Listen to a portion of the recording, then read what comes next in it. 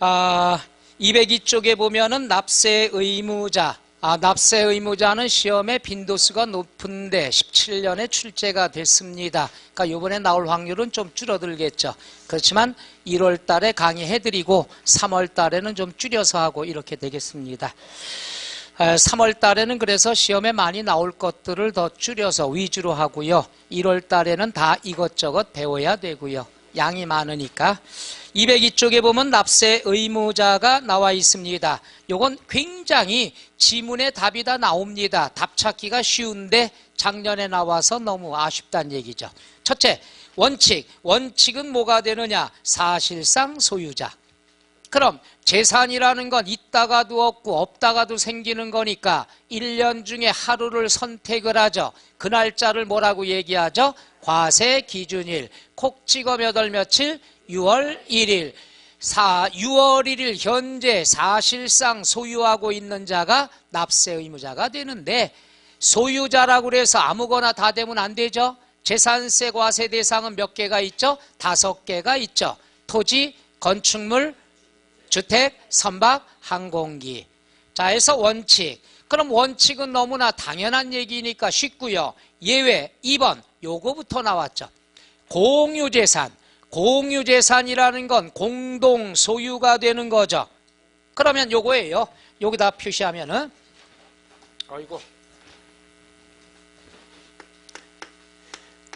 공유재산이다 그랬을 경우에는 두 가지예요.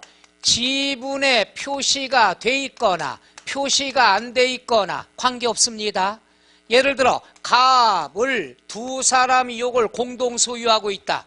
그럼 지분이 얘가 70%다, 얘가 30%다. 그럼 요 사람들이 세금 내면 되겠죠. 그죠?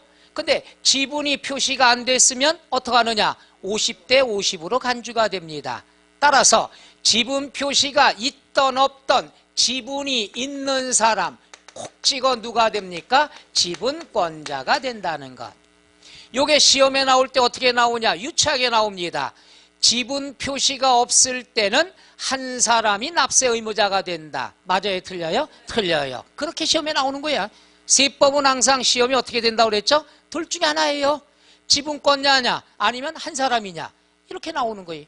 공유가 나오면 공동 소유예요. 공동 소유면 지분이 있겠죠. 지분이 있는 사람이 납세 의무자가 된다. 이렇게 접근하시면 쉬워요.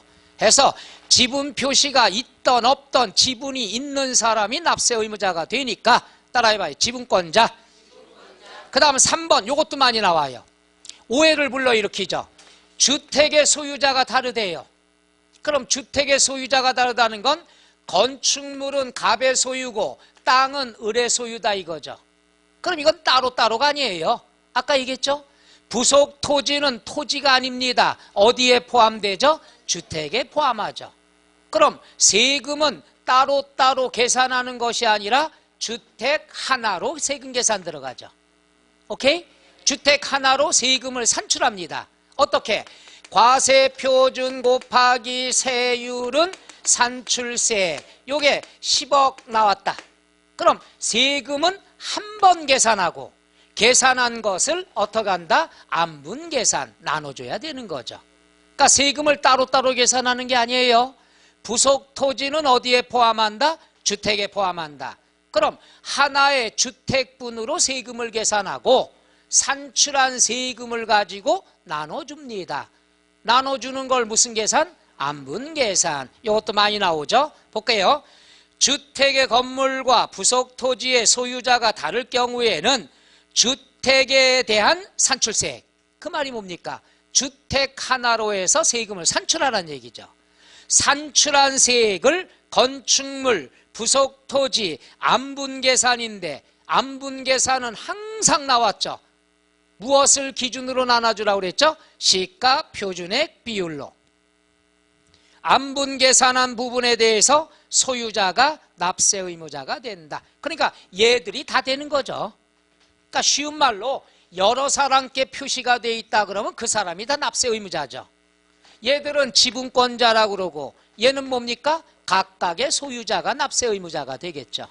건물의 소유자 갑, 토지의 소유자 을, 세금은 두 사람이 납세 의무자가 되는데 세금 계산을 어떻게 하냐 이거죠. 자, 이렇게 계산해서 10억 나왔다. 요거의 시가 표준액이 3억이다. 요게 2억이다. 그럼 5억짜리 10억이란 얘기죠. 그럼 요거 비율로 나눠주면 된다는 얘기죠. 그 다음에 2번 의제 납세. 의제라는 건 동그라미 간주가 되겠죠. 자, 여기에 보면은 수탁자가 나옵니다. 수탁자가 나왔을 때, 자, 거기 보죠. 신탁법에 따라 밑줄 수탁자 명의로 등기 등록이 됐다. 이렇게 나왔죠. 그럼 우리가 수탁자 명의로 등기 등록을 했으면 신탁재산은 누가 납세 의무자가 되느냐? 위탁자가 아닙니다. 요건 알아두세요. 수탁자. 공부상의 명의자가 수탁자가 되죠. 그래서 수탁자가 되더라. 그 다음에 2번 사업시행자가 나왔다 그랬으면은 뭐가 되느냐? 세 번째 줄 채비지, 보류지. 채비지, 보류지. 채비지가 뭐죠? 사업 비용을 내야 되는데 돈이 없어요. 그래서 뭘로? 땅으로 제공했다 이거죠. 그럼 야, 내가 이 땅으로 낼 테니까 이 땅 팔아서 사업비 써. 그러면 그 채비지는 누가 보유하고 있는 거죠? 사업 시행자가 보유하고 있죠. 따라서 보유하고 있을 때 재산세는 누가 부담해야 되죠? 사업 시행자가 부담해야 되죠. 이건 당연한 얘기죠. 그죠?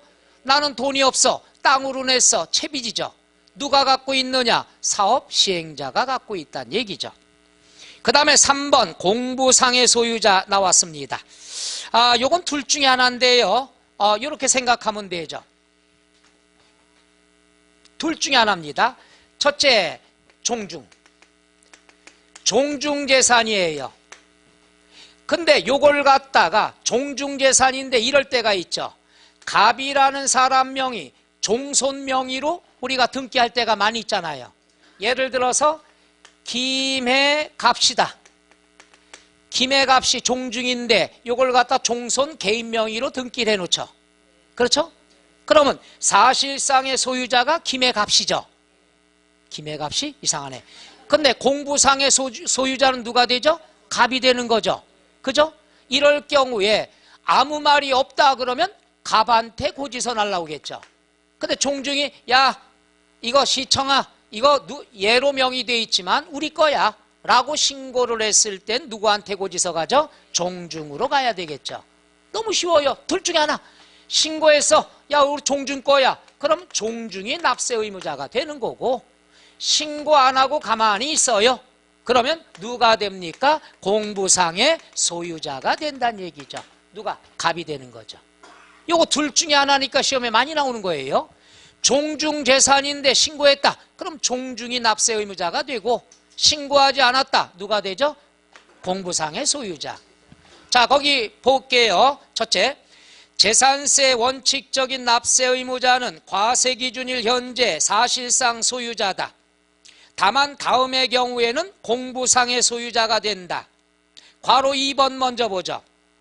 개인 명의로 등재가 돼 있는 사실상의 종중재산, 신고하면 누가 되죠? 종중이 되고, 신고하지 않으면 누가 되죠? 공부상의 소유자. 또 하나 있습니다. 요거죠. 갑이라는 사람이 을이라는 사람의 매매를 했어요.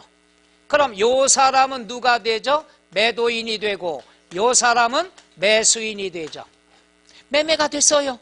매매가 됐는데 얘도 신고 안 했고 얘도 신고를 안 했어요. 그럼 매매가 됐는지 정부가 알아요? 몰라요? 그럼 누구한테 고지서 보내요? 매도인, 공부상의 소유자가 되겠죠. 그런데 신고했어요. 신고했으면 당연히 재산세는 누구한테 넘어오죠? 매수인이 되는 거죠. 사실상의 소유자. 똑같습니다. 매매로 재산이 변동이 있다. 매매로 재산이 변동이 있으면 신고하면은 누가 되죠? 사실상의 소유자, 매수인이 되는 거고요. 그렇죠? 신고를 안 했다. 그러면 누가 되죠? 공부상의 소유자. 그렇죠? 누가 됩니까? 매도인이 되는 거죠. 세법은 항상 둘 중에 하나예요. 엄마 좋냐 아빠 좋냐 둘 중에 하나. 이걸 못 찍어서 그렇지.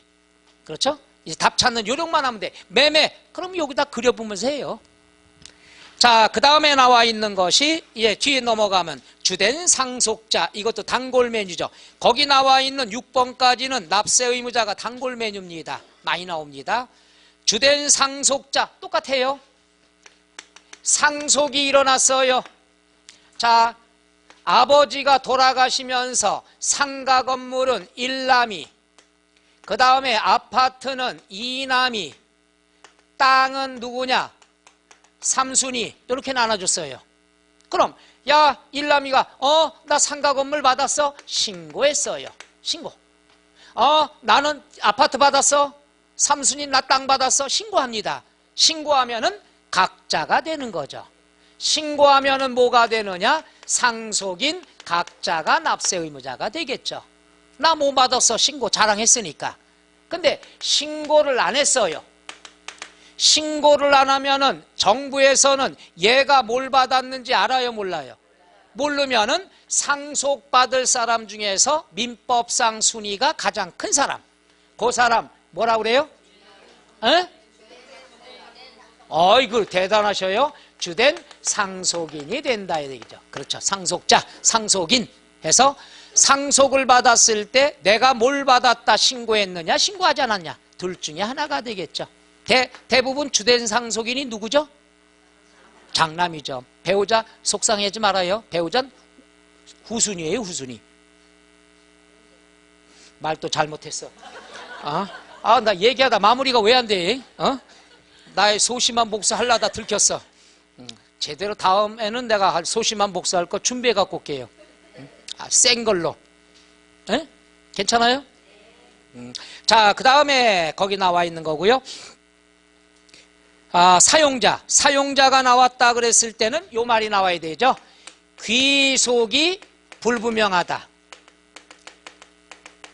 귀속이 불분명해요. 이 말은 뭐냐? 현재 소유자가 누군지 몰라요. 예를 들어서 주인은 누구로 돼 있는데 오래전부터 행방불명이 됐어요.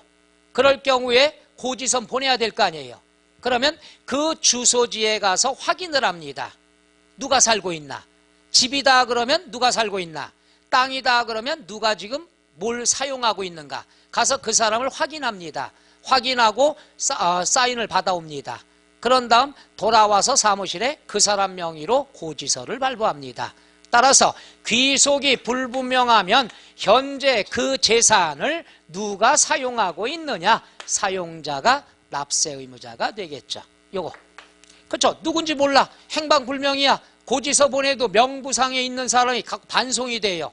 그럴 땐 그 재산을 현재 누가 사용하고 있느냐? 그 사람이 납세 의무. 이거 좋아요. 땡큐죠. 세금 내요. 별거 아니야, 재산세. 그래서 나중에 점유물, 시효 취득받게 되는 거니까. 부동산 몇 년 이상? 어이구, 민법은 되게 열심히 하시나 봐요. 공짜는 되게 좋아해. 그 다음에 6번 매수계약자. 요것도 많이 나오는데 이건 요 말이 나와요. 국가와 연부매매계약을 맺고, 이거예요. 국가와 연부매매계약 체결하고, 요거 둘 중에 하나죠. 무상이냐 유상이냐, 요거죠. 자, 요게 국가재산이에요. 국유지입니다. 국유지를 갖다가 갑이라는 사람이 야, 국가야, 이거 나한테 팔어. 대신 연부매매계약입니다. 일시불로 준 게 아니죠. 그럼 잔금을 치러야 이 사람 명의로 소유권 이전하겠죠. 계약만 체결한 상태예요. 잔금 치른 게 아니에요. 소유권 이전 안 됐어요. 아직까지 누구 땅이죠? 국가의 땅이죠. 그럼 국가 땅을 갑이 계약만 체결한 상태에서 야, 국가야, 우리 계약 맺었잖아. 이거 내가 좀 미리 좀 쓸게. 쓰는데 공짜로 쓸게. 공짜로 쓰면은 미안하죠. 미안하니까 세금은 내가 낼게. 얘를 뭐라고 얘기하느냐? 매수 계약자라고 얘기하죠. 매수자가 아직은 안 됩니다. 잔금 안 치렀기 때문에. 계약만 체결했으니까 매수 계약자가 되죠. 그렇지 않고 야, 우리 계약 체결했지? 나 땅 좀 미리 쓰자. 돈 내가 1년에 얼마씩 줄게. 돈 주고 썼어요. 돈 주고 썼으면 얘는 정당하게 대가를 지불했죠. 그럼 누가 납세 의무자가 되죠? 국가가 되는 거죠. 국가가 재산권 행사했으니까. 근데 국가는 당연히 뭐가 되죠? 비과세 처리가 돼야 되겠죠. 국가가 가진 재산에 대해서 세금 부과는 안 된다는 얘기죠. 오케이? 그러니까 국가와 연부매매 계약을 체결한 상태, 잔금을 지급하지 않은 상태에서 공짜로 사용하면 누가 된다? 매수 계약자. 시험엔 꼭 무상이 많이 나와요. 무상. 그 다음에 요거는 돌아가면서 나와요. 어떻게 나오냐? 신고를 안 했을 땐 상속인각자다. 이렇게 나온단 말이에요. 항상 둘 중에 하나죠. 나오는 게 뻔합니다. 자, 거기까지가 보도록 하면 되겠고, 그 다음에 나머지 건 됐고요. 205쪽에 과세표준과 세율, 세부담 상한이라고 나와 있죠? 요거 간단하게 줄여드리겠습니다. 과세표준이다 그랬으면은 요거는 지우자니 그렇고 여기다 요거 지워도 되나요? 나 잡느라고 밖에서 너무 부원장이 힘드실 것 같아갖고 여기만 사용하려고요. 나의 자그마한 배려. 그죠?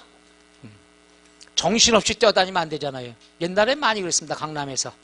동영상 못 보게 하려고. 나의 소심한 목숨. 가끔 가다 모르는 척하고서 여기다 만개질이에요. 녹음 안 되게. 그냥 서로 맛보면서 하는 게 좋잖아요. 그죠?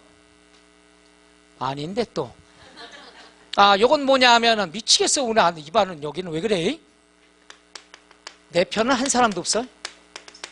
과세표준 곱하기 세율은 산출세액이 나오는데 과세표준은 공부할 거 없어요. 무조건 얘는 시가표준액. 딴 거 다 필요 없어요. 따라해봐. 시가표준액.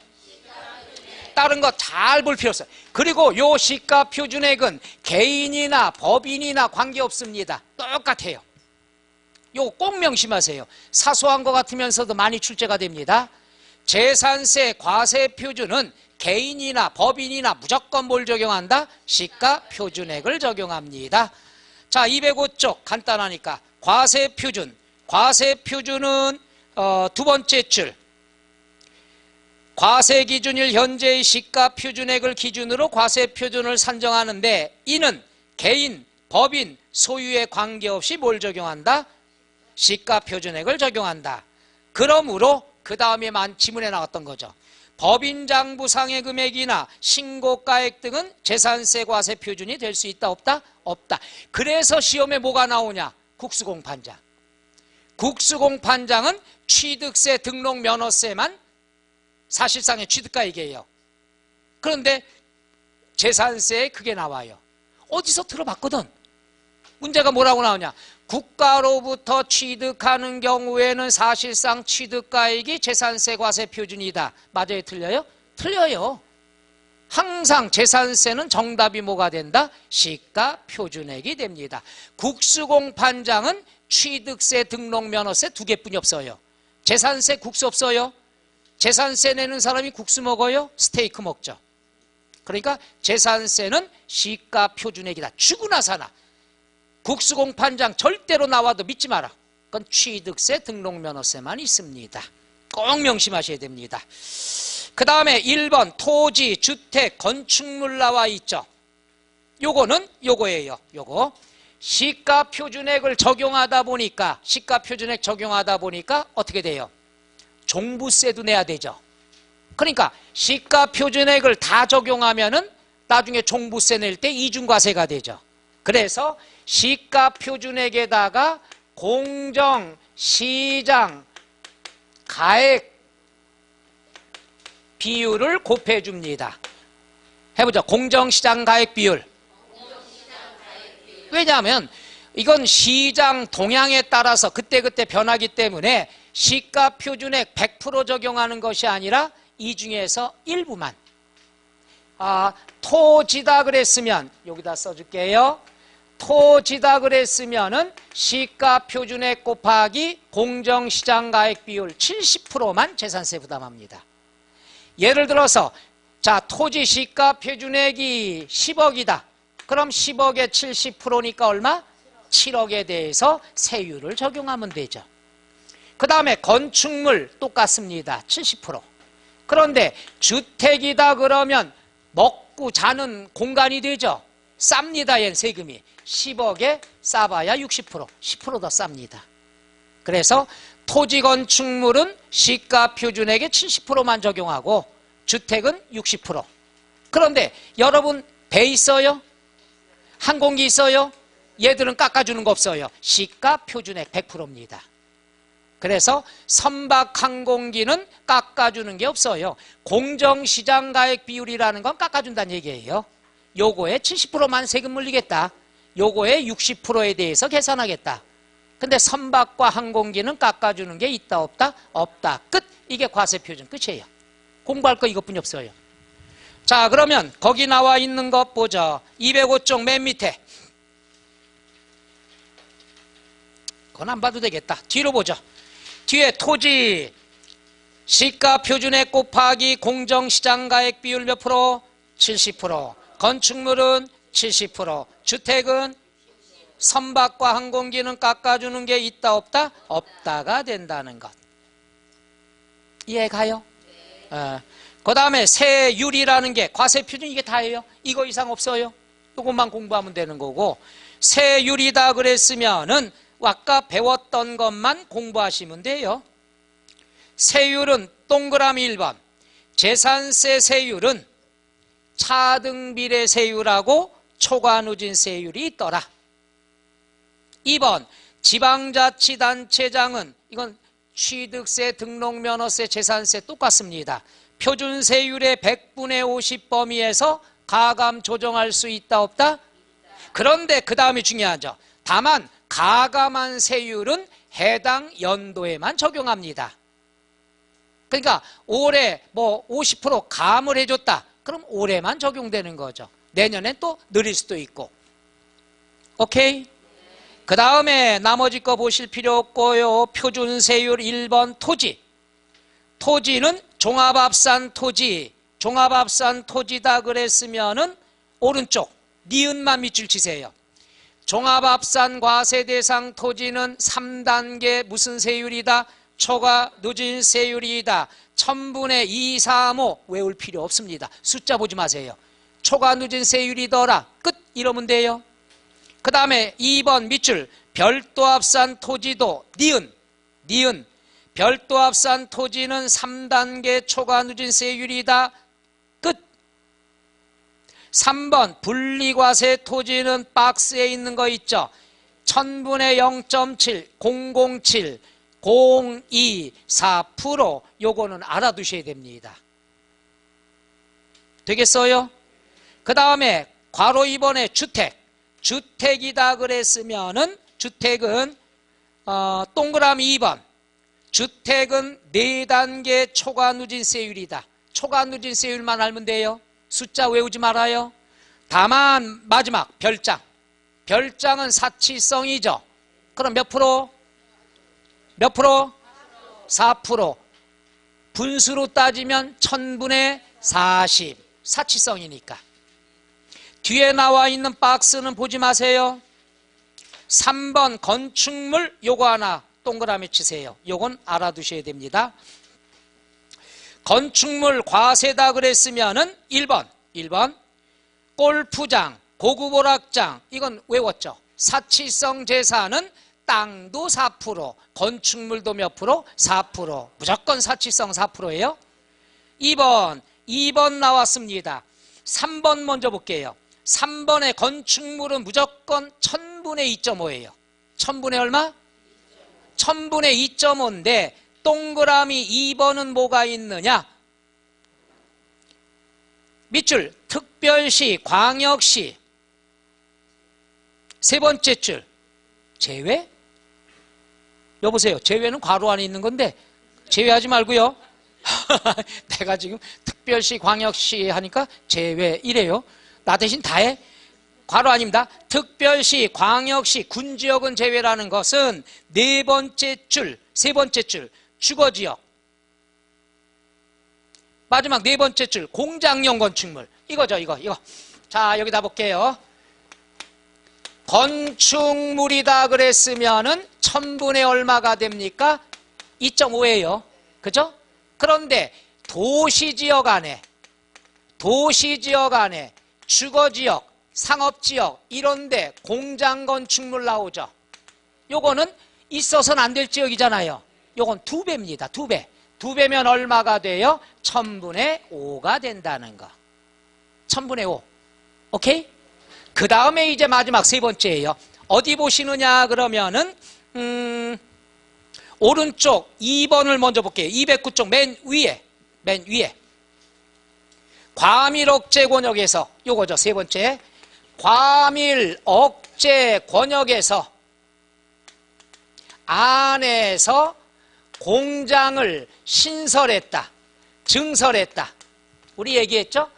과밀억제 권역은 뭐예요? 야, 사람이 너무 많아. 밀도가 높아. 숨쉬기도 힘들어 죽겠어. 야, 공장 들어오면 안 돼.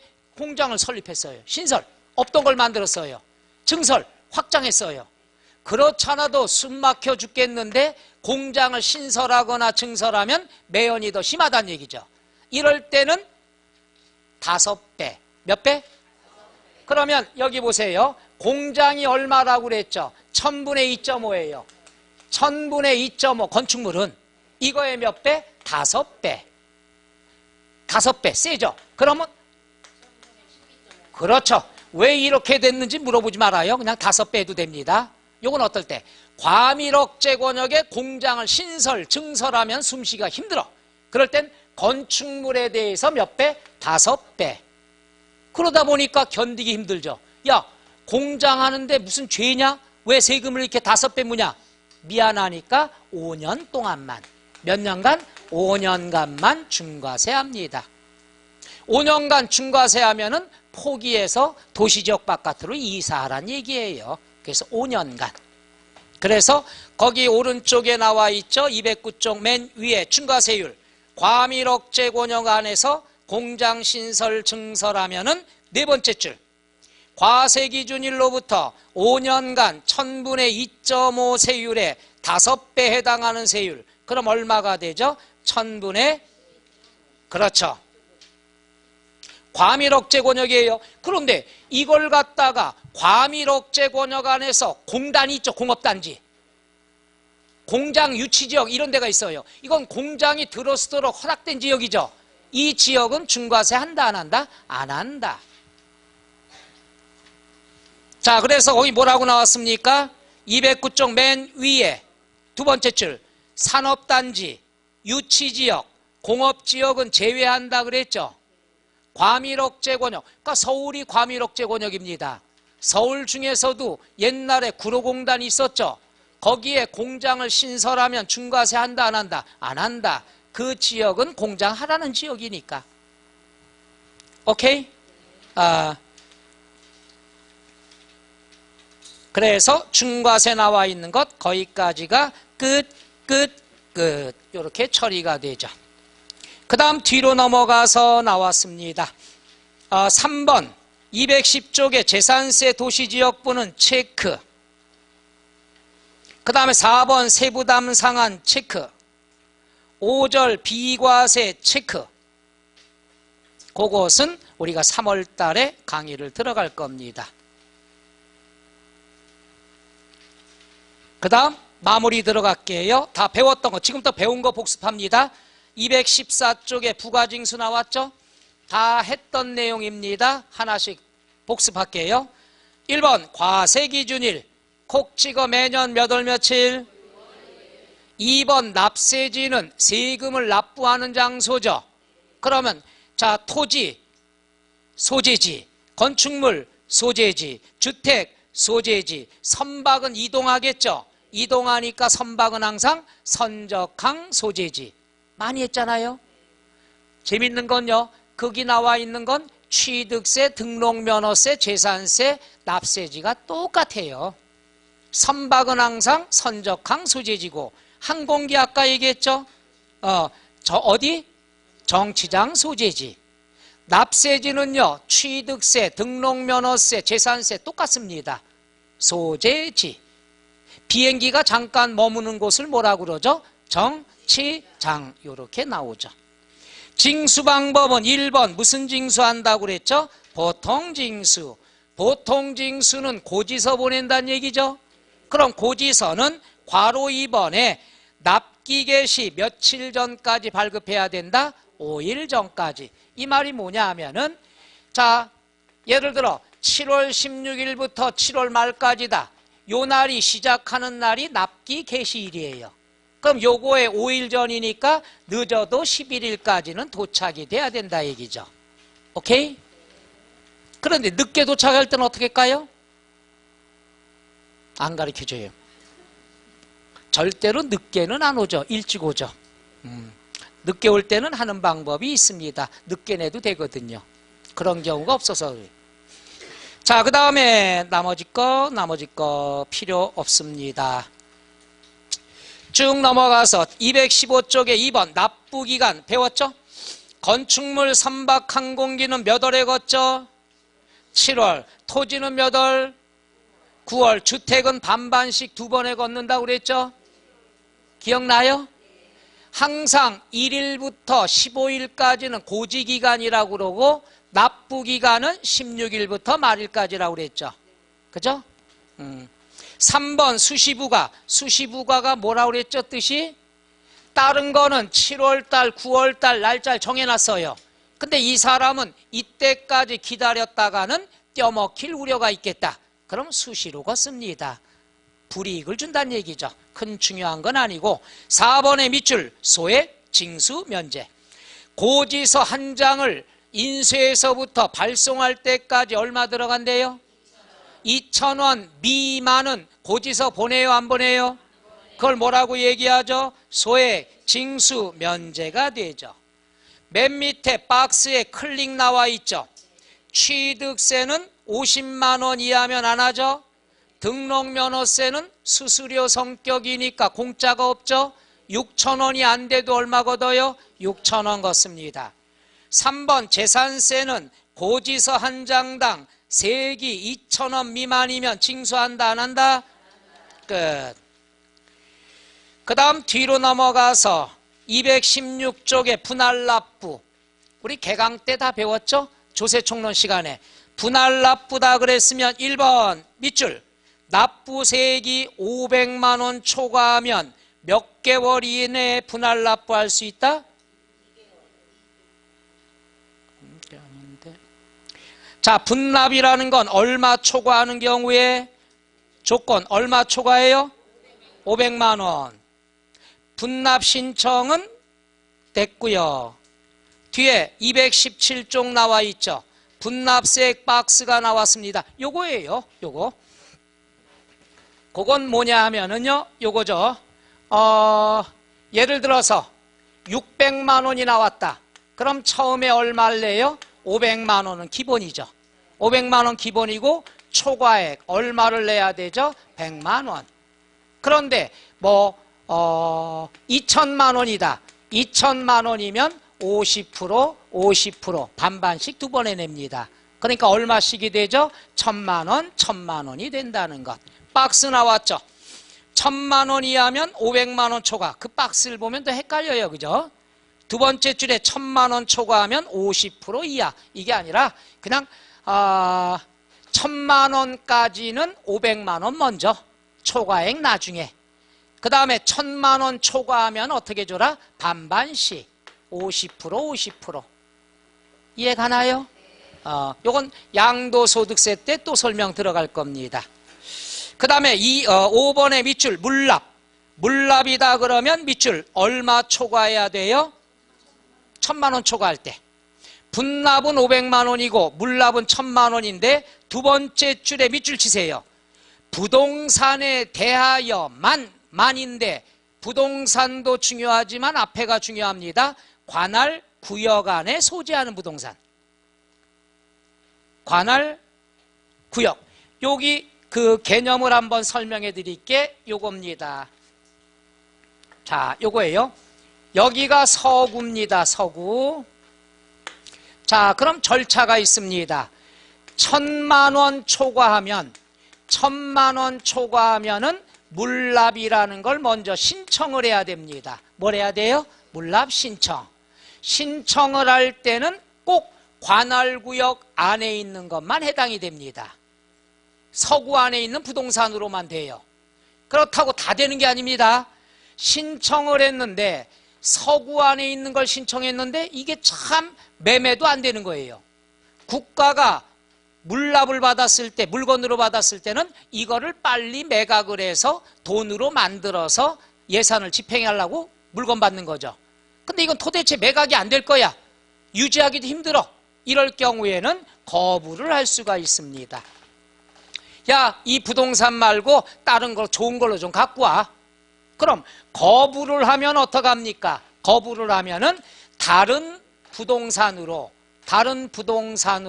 다시 신청, 변경 신청할 수 있습니다. 변경 신청.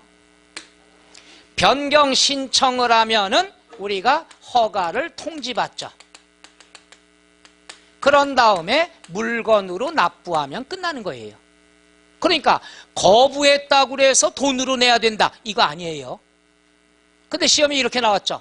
거부를 받았을 경우에는 금전으로만 납부해야 된다.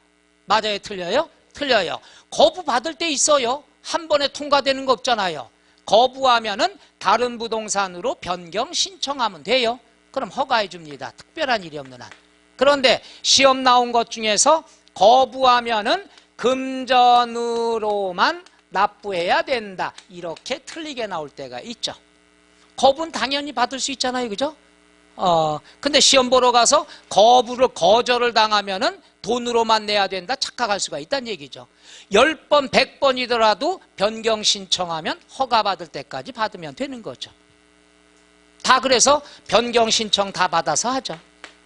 옛날에 비 올 때마다 비 올 때 꼭 기우제를 하면은 비가 오죠. 그죠? 그 이유가 뭔지 알아요? 그렇죠. 비 올 때까지 하니까. 똑같은 거예요. 똑같은 거. 네가 이기나 내가 이기나 있는 부동산 한번 다 줘보자 이거예요. 될 때까지. 그래서 꼭 명심하세요. 거절을 받았다고 해서 돈으로 내는 건 아닙니다. 변경 신청할 수 있다는 것. 거기 나와 있죠. 볼게요. 괄호 1번. 재산세를 물납하려고 하는 자는 납부기한 며칠 전까지 10일 전까지 시장군수구청장에게 신청하고 2번 물납 신청을 받은 사람은 며칠 이내에 5일 이내에 허가 여부를 서면 통지해야 된다. 3번 물납 허가를 받은 부동산을 물납하였을 때는 그 다음 중요한 거죠. 납부기한 내에 납부한 것으로 본다. 요거죠. 이게 무슨 말이냐 하면은 신청을 예를 들어서 1,000만 원 초과가 7월 16일부터 7월 말까지입니다. 기한 마지막 날짜가 7월 말이란 얘기죠. 그럼 10일 전까지 신청하니까 7월 21일까지 신청하면 된다는 얘기죠. 오케이? 그런 다음에 여기서 허가를 주는 게 며칠이네? 그럼 7월 26일까지 이제 허가 여부를 판단해야 되겠죠. 그죠? 했다가 만약에 거부를 당했다. 그럼 똑같은 신청 절차가 또 들어가죠. 그러면 7월 말일을 넘길 수밖에 없다는 얘기죠. 그죠? 절차상으로 납기가 넘어갈 수밖에 없죠. 이럴 때는 납기내 납부한 걸로 간주합니다. 물납은. 왜? 이런 절차가 있으니까. 당연히 한 번 거절을 당하면은 10일, 5일 더 연장이 될 수밖에 없죠. 그래서 거기 나와 있는 게 물납 허가를 받은 부동산을 물납하였을 때는 납부기한이 경과됐다 하더라도 납부기한 내에 납부한 것으로 본다. 그 다음에 맨 밑에 1번 물납 신청을 받은 부동산이 부적당하다고 인정되면 허가를 안 할 수 있다. 지금 설명한 내용입니다. 뒤에 2번 절차. 2번은 불허가 통지를 받은 납세 의무자가 통지를 받은 날부터 10일 이내에 다른 부동산으로 변경 신청. 똑같아요. 10일 이내에 변경 신청하면 허가할 수 있다 없다? 있다. 그 다음에 나머지 것들은 볼 게 없고요. 219쪽의 마지막 재산세는 뭐가 부과된다고 그랬죠? 지방교육세 몇 프로? 20%가 되고요. 그 다음 마지막 7번입니다. 요건 시험에 가끔 나옵니다. 재산세 납세 고지서에 나란히 고지된다. 나란히 고지된다는 걸 위에다 쓰세요. 병기고지. 병기. 왜 그러는데 나한테. 병기. 그래, 마지막 순간까지 그래요. 병기. 병기고지라는 건 나란히 한 장의 고지서에 같이 더블 쓸 수 있다 이거죠. 그건 하나뿐이 없습니다. 하나뿐이 없는데 재산세 고지서에 같이 쓸 수 있는 거는 지역 자원 시설세. 요거는 조건이 있어요. 요거 두 개의 납기가 같을 경우에. 납기가 같아야지 한 장의 고지서를 보내는 거죠. 얘 재산세가 7월인데 얘는 9월이다. 한 장의 고지서에 나란히 인쇄할 수 있다 없다? 없어요. 납기가 같을 때만. 얘도 7월이고 얘도 7월이다. 그러면 두 장으로 하면 4,000원 드니까 한 장의 고지서에다 나란히 인쇄를 한다는 얘기죠. 그리고 재산세 고지서에 병기 고지될 수 있는 건 요거 하나뿐이 없어요. 해보죠. 지역자원시설세. 특정 부동산에 대한 시설세 납기와 재산세 납기가 같으면은 재산세 고지서에 나란히 적어 고지할 수 있다. 오케이? 이럴 때 중요한 얘기 하나. 이럴 때 중요한 거. 이 고지서에 보면은 2,000원 미만이면 징수 안 한다고 그랬죠? 이거는 하나의 세금만이에요. 두 개가 아니라. 하나의 세금이 2,000원 미만일 때. 괜히 했다. 그래서 만약에 여기서 뭐 1,000원, 여기서 1,000원 이 개념이 아니야. 요거 하나면 요거 안 보내면 되겠죠. 얘도 똑같다는 얘기죠. 고지서는 따로따로 얘기하는 거죠. 합쳐서 2,000원이니까 고지서 보낸다 이러면 안 되는 거예요. 오케이? 왜 불안하지? 자, 여기까지가 바로 우리가 재산세에 관한 겁니다. 재산세 세 문제, 등록면허세 오늘 두 문제, 5문제에 관한 걸 우리가 해봤습니다.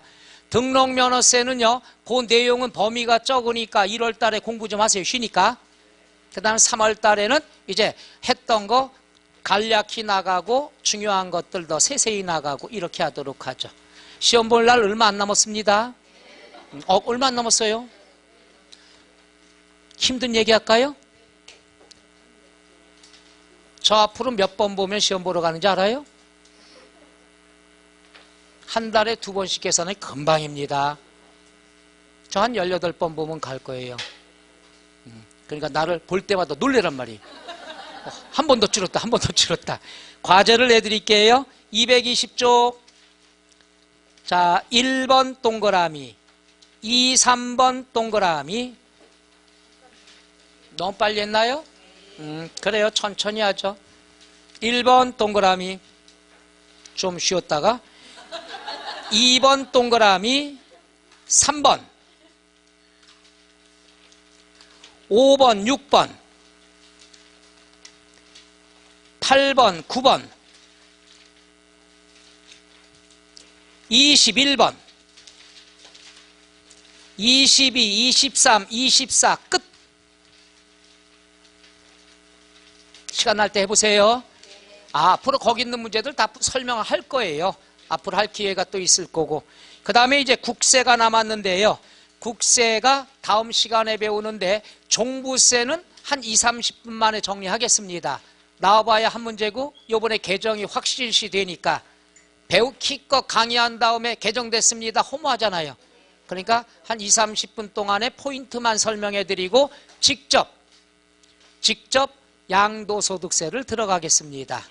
여러분이 좋아하는 양도소득세. 그러니까 다음 주 문제가 본다면은 종부세 한 문제, 임대사업소득 한 문제, 그 다음에 양도 5문제, 7문제짜리죠. 그래서 다음 주에 마무리 잘 하셔야 됩니다. 명절 전인가요? 화요일 날이에요. 자, 오늘 와서 재산세가 뭔지 좀 아시겠어요? 그래요. 불리하면 대답 안 하죠? 자, 날씨가 많이 춥습니다. 감기 조심하시고요. 자, 오늘 여기까지 하겠습니다. 수고하셨습니다.